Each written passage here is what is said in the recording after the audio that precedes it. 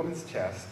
So he developed the first stethoscope, which was basically just a hollow tube that allowed him to listen to a woman's chest without putting his head on it.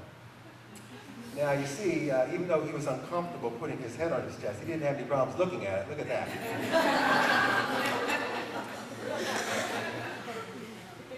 Now here we see an example of one of the first stethoscopes, and they were made out of wood. And it kind of looks like a horn. This part would go to the doctor's ear, and this part would go to the patient's chest. And here you see a mid-20th century stethoscope. Here they were made of metal and rubber. These parts were metal that went into the ear. This is the rubber tubing, and this was a funnel that went to the patient's chest. And here you see what a modern-day stethoscope is. This is the stethoscope that I use. It's all electronic, it's digital, it has a computer in it. Here it has a digital display that lets me see what the heart rate is. It has a volume control that lets me increase the volume of the heart.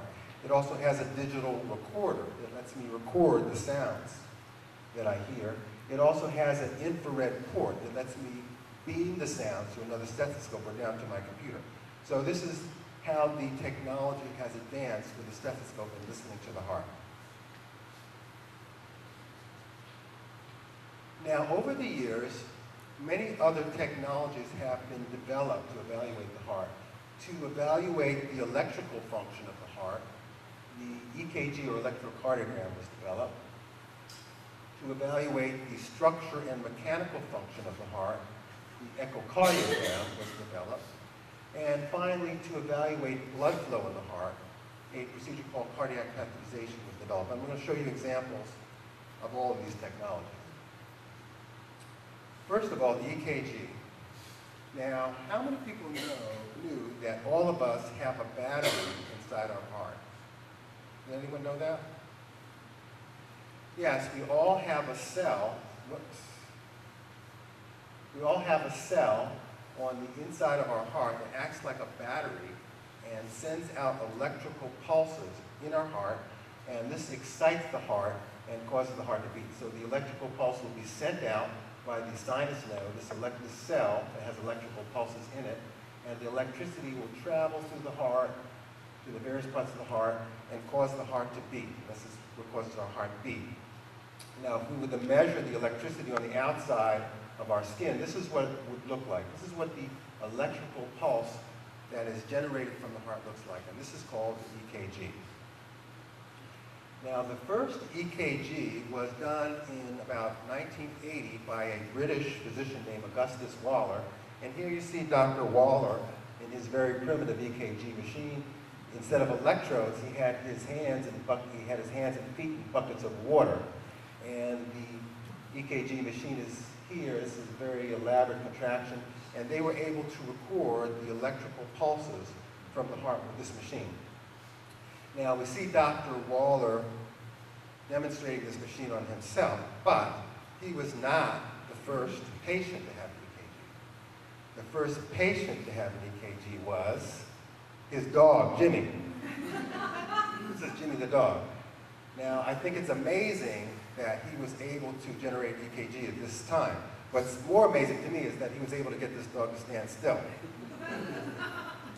So that was the first EKG. Now here you see a modern day EKG, and the patient is attached to electrodes which sense the electrical signal, and these are connected by wires to the EKG machine. The EKG machine then generates a written representation of the EKG, and this is what it looks like. This is what each electrical pulse generated by the heart looks like. This is what an EKG looks like. You've probably seen it before. Now, by looking at an EKG, we can make very important diagnoses of heart disease. And I'm about to show you what happens to an EKG during a heart attack. Now, a heart attack is caused when a blood clot develops inside an artery of the heart and stops the blood from going to the heart.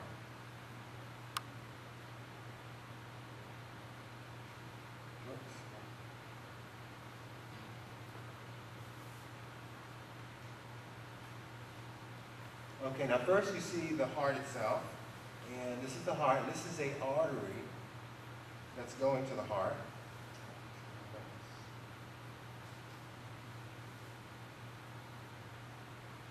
Now we're going to look on the inside of the artery, and this patient has a plaque, which is a cholesterol deposit on the inside of the artery. Now, when a heart attack occurs, the plaque will suddenly rupture and cause a blood clot in the heart, and this is what you're going to see now.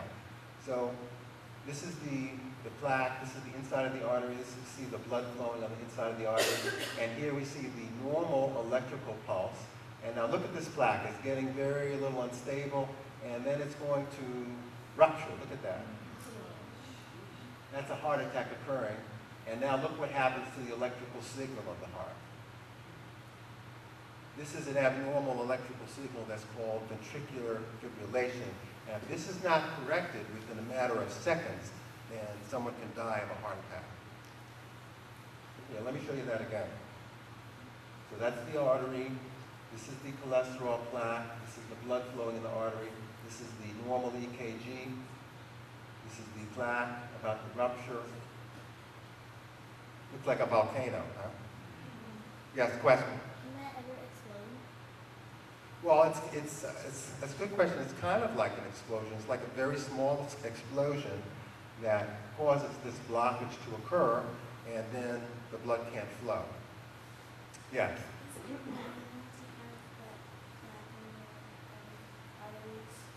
No, it's not normal. The question is it normal to have a cholesterol plaque inside the artery? And the answer is no, it's not normal. But unfortunately, a lot of people have very bad diets, and they eat a lot of cholesterol food, and what happens is, over the years, the cholesterol builds up on the inside of the artery, and then becomes very unstable. So, it's very uncommon for children your age to get these plaques, but they can start to form at an early age, so that's why it's important to have a very good diet, even at a young age. Yes? Yeah, that's a good question. What types of food will cause a cholesterol problem? Well, the foods that have a lot of cholesterol are fatty foods such as meats. A lot of meats have a lot of cholesterol. So you want to avoid the fatty meats like pork or beef, and probably eat a lot of the less fatty meats like chicken and fish. And if you can, you want to even avoid meat, as much meat as you can, and eat more fruits and vegetables. That's considered a healthy diet, yes. So when you scare somebody and they have a heart attack, that's what you make their heart beat? Well, okay, the question is what happens when someone gets scared and has a heart attack? Actually, most heart attacks occur when people are asleep. That's a common misconception that people develop a heart attack when they're scared. And it can happen when people are scared or when they exercise, but most heart attacks occur when people are asleep. Well, after saying that, a heart attack that occurs when someone is scared or when they're exercising occurs for the exact same reason. What happens is this cholesterol plaque will become unstable and suddenly rupture. So it can occur when someone's scared, it can occur when someone's exercising, but it can also occur when people are sleeping and waking up from sleep. Yes? I'll say you have to talk a little louder, I can't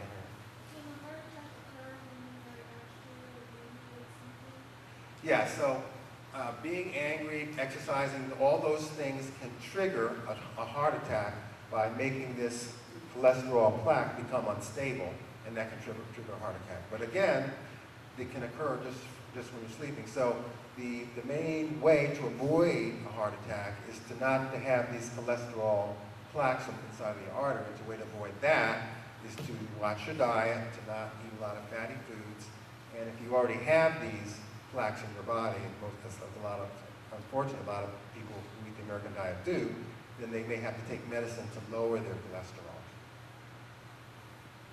Any other questions? Now, to treat the electrical problems that people have with the heart, a device called the Pacemaker Defibrillator was developed. And this is a small computer that is placed under the skin. Now we're seeing it, but the skin is taken away. This is placed under the skin, and it's attached to a wire that's placed inside the heart. This wire can detect the electrical signals that the heart generates, and if the heart is beating too slow, then it sends a signal to the pacemaker, and the pacemaker sends out an electrical signal to make the heart speed up.